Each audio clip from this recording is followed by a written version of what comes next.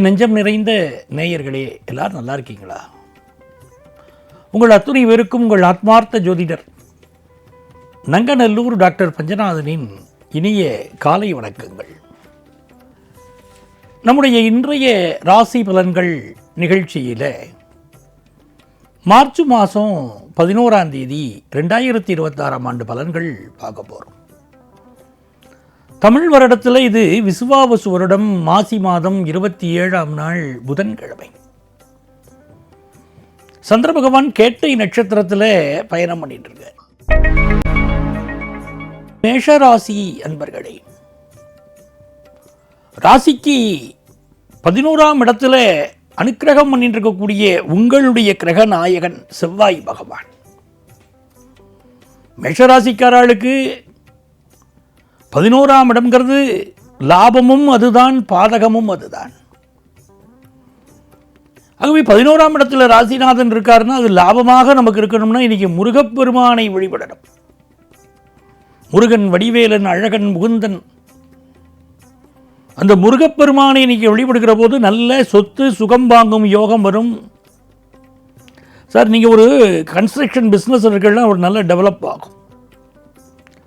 சகோதர உறவில் இருந்த ஒரு பிரச்சனை இன்னைக்கு நிவர்த்தியாகும்.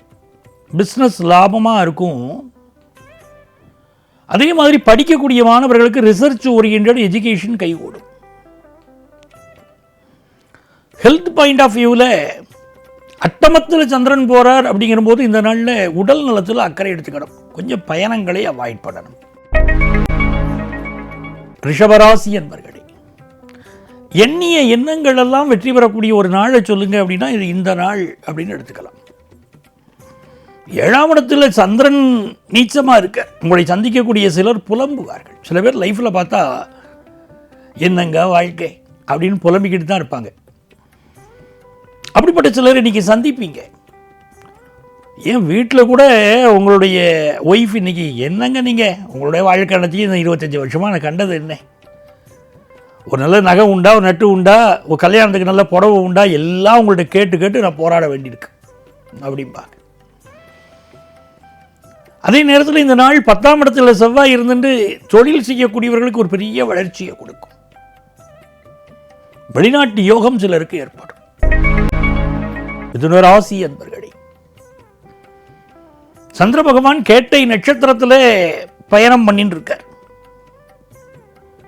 புதன் பகவான் பாக்கியஸ்தானத்தில் இருக்கார். சிலருக்கு இன்னைக்கு வயிறு சம்பந்தப்பட்ட பிரச்சனை இருக்கும். கேஸ்ட்ரிக் ப்ராப்ளம் இருக்கும்.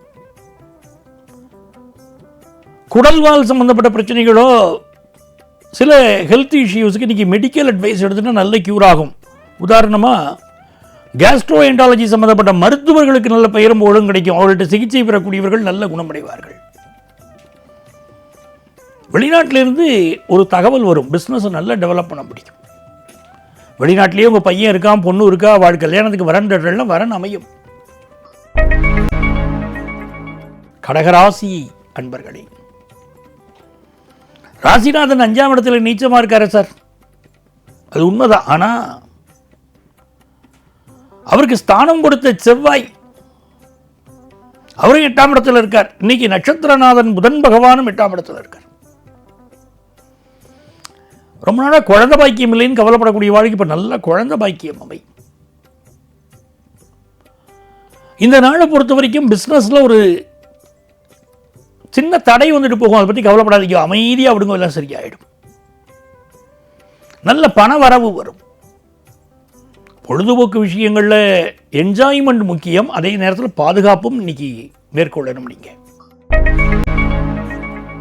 சிம்மராசி அன்பர்களே, சந்திர பகவான் 4ஆம் இடத்துல நீச்சம், 7ஆம் இடத்துல செவ்வாயும் புதனும் உங்களுக்கு அமர்ந்திருக்கிறார்கள். அம்மாவுடைய உடல் நலத்தில் சில பிரச்சனைகள் இருக்கும். அதே நேரத்தில் அவருடைய ஆதரவு உங்களுக்கு இருக்கும். சொந்த நாட்டை விட்டுட்டு சில பேர் வெளிநாடுகளுக்கு பயணம் செய்வீர்கள். சளி தொந்தரவு, தும்மல், இது மாதிரி சில ஹெல்த் இஷ்யூஸ் சிலருக்கு இருக்கும். பூர்வீக ஊரை விட்டுட்டு வெளியூருக்கு பயணம் செய்வீங்க. திருமண விஷயத்தில் அவசரப்பட்டு மனசு கொஞ்சம் விவாகரத்தை விரும்ப கொஞ்சம் கவனமாக இருக்கணும். அவசரப்பட்டு சொல்லிட்டா அவங்க லைஃப் பார்ட்னர் ஓகேவாகிறதுக்குன்றுவாங்க. அவசரப்பட்டுறாதீங்க.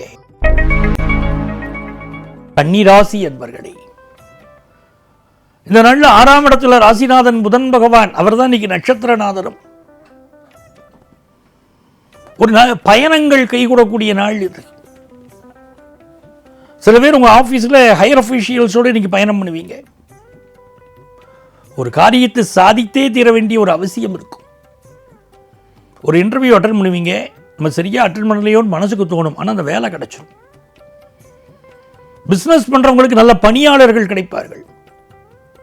மாணவர்களுக்கு ப்ரொஃபஷனல் கோர்ஸில் நல்ல முன்னேற்றம் இருக்கும்.